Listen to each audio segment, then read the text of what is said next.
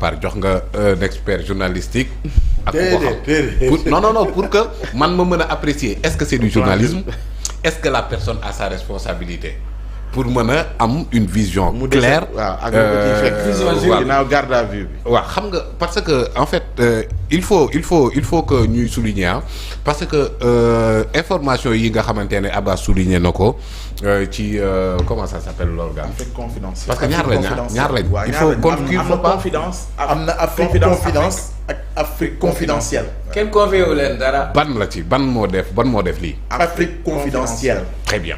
parce que bi nga wax confidence Afrique ay dara la. waaw très bien kii cité Kër Góor. bi bala Afrique confidentielle. voilà doyen bu baax boobu. parce que ay dara daje woon nañu Niger.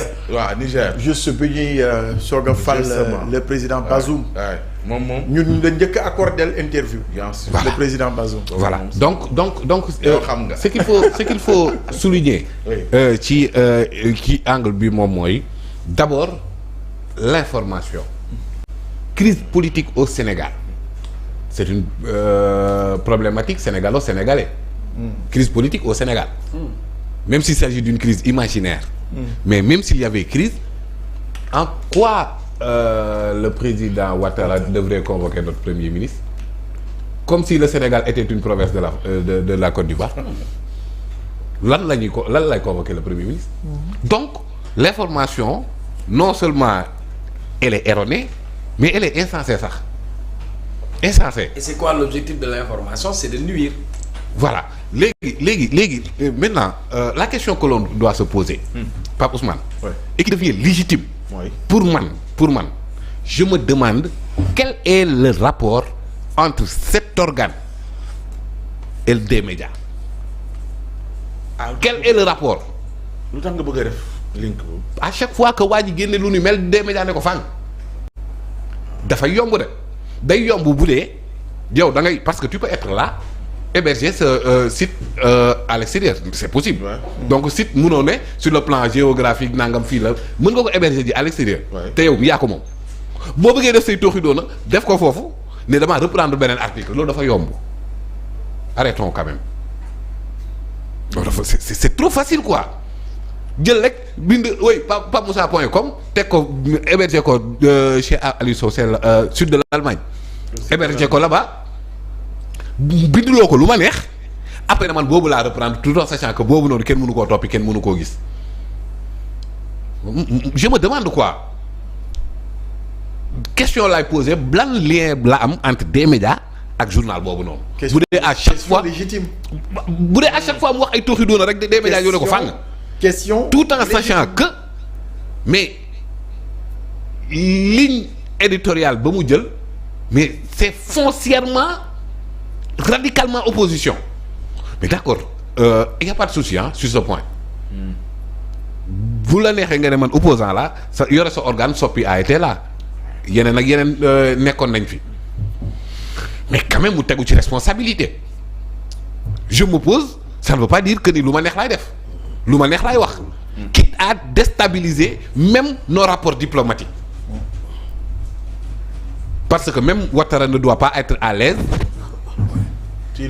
en lisant Ouattara convoque Sonko crise politique au Sénégal même Ouattara n'est pas à l'aise donc c'est irresponsable de reprendre ça nañuy xoolante le blanc dans l'œil di waxante dëgg c'est irresponsable quel que soit le professionnalisme en question lii c'est irresponsable alors léegi dañuy bàyyi réew mi lu neex waaye wax quoi fu la neex rek nga ne jëlee naa ko bërëb sàngam ne ko ràjj ci biir journal bi du noonu parce que dafa njëkkoon a am après way d'accord libéré nangam mais à un certain moment liy def la stabilité institutionnelle liy def la stabilité politique parce qu'il a titré crise politique même s'il s'agit d'une crise imaginaire si on laisse les pratiques yooyu noonu mu def on sera effectivement dans une crise au-delà de politique mais sociale. kon woote bi mooy yoon.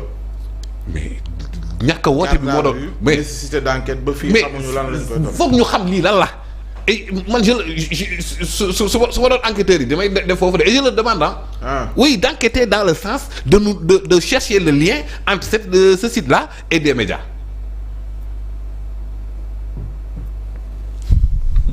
Abbas mu ne c'est légitime. Ah, mais non pas Ousmane. mais xam nga dans la vie aussi tout acte engage la responsabilité de la personne. Même professionnellement on est encadré. Oui. Professionnellement. mais ñaata si ñoo nekk ci àdduna bi. Ouais. Pourquoi il pense toujours à reprendre ces inepties là. Ouais. Pourquoi li ma la wax xalaatal rek day yomb. Je suis un opposant radical. Je veux avoir des positions extrémistes tout en sachant que ces positions extrémistes là est interdit par la loi. Ma créer sama benn plateforme héberger ko fu ma neex ci àdduna bi di ko waxloo plateforme boobu noonu di ko andi ci place publique bi. Et puis c'est pour. bu boobaa damay bind. oui selon l'article nangam. et je donne les informations que je veux donner alors que à la base c'était moi. donc pour yow yaa. donc c'est une question que je me pose. C'est une question boo xamante ne jàpp naa ne enquêteurs yi war nañ dem dans ce sens-là parce que une fois bu doon benn yoon la garaawul quoi mais dañ ko defaat ko léegi dañuy toog di seetaan ñu koy defati di ko defati confidence boobu noonu di wax lu ko neex.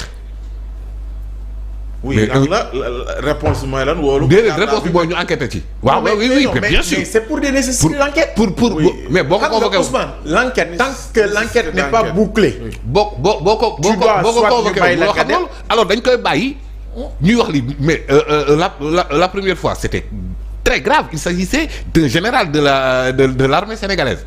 Vous vous rendez compte. Armée grande muette ak tout le caractère républicain qu'on connaît ñu ne non un général a été affecté mu bañ ak yi garaaw yi kii bi bind. waaw d'accord après ñu yóbbu convoqué bàyyi mu dem ñu foog ne léegi noonu la ah non ça ne se passera pas comme ça quand même il faut que l'opinion publique soit élucidée parce que de ce que Abbas vient de nous souligner il y a toutes ces dispositions là ay diffusion de fausses nouvelles dara am ci mën na enquête c'est oui il y a au moins mais si une personne a acquis une nationalité quelconque en quoi Sonko risquerait gros non nañ sérieux quoi et que loolu sax dafa amul dafa existé wul sax loolu existé wul kenn amul nationalité wu lenn li mu wax fii yëpp dara du ci dëgg léegi donc les diffusions de fausses nouvelles dañ ko war a jàllale noonu quoi sans problème. non il y a une volonté de nuire hein. Il y a une volonté carrément de nuire. waaw et de faire mal. mais cet acte de nuisance nag ça ne nuit pas seulement sax l'acteur politique mais la stabilité de ce pays-là. Absolument. wax naa la ba la njëkk armée la doon wax. même kii itam bindoon na fi ay armes yu jógee Qatar. léegi il nous parle de Ouattara qui aurait convoqué. Et comment la première institution de ce pays clé de voûte des institutions le garant de la stabilité du pays. mais nga war koo mën a naayoo naan la dormeur quoi marionnette. donc beneen infraction ñëwaat na. mooy temps bi waxee man. moom moo ko wax kenn wax ko non moom moo ne gaynde buy nelaw la. waaw man mais naa bi naan Macky dormeur. moom moo ko wax mais quand même offense la à notre chef de l'État qu'on traite de marionnette pour lan au nom de quoi. Donc deuxième infraction. Troisième. Offense au chef de l'État, diffusion de fausses nouvelles, diffamation. Troisième infraction. Mais Pape Ousmane jamonoy Macky Sall gars yi dañ koy wax acte ou manœuvre qui vise oui mais ça vous pensez que ce n'est pas de nature à compromettre notre sécurité quand on dit qu'un général dafa mer parce que dañ ko affecté bëggul dem loolu moom weesuwul moom moo ko defoon defal nank attention tribune la woon waaw des médias je parle de des médias damay laajte rek ban link la am ak mbir moomu site boobu parce que yow vous avez pas repris son acte qui ça ce confidentiel là mais lu tax nga naan confidentiel non sans limite yow lu tax nga naan vous non da nga ko reprendre waaw mais lu tax nga naan dañ ko reprendre damay laaj ndax da nga ko reprendre maanaam ki ko reprendre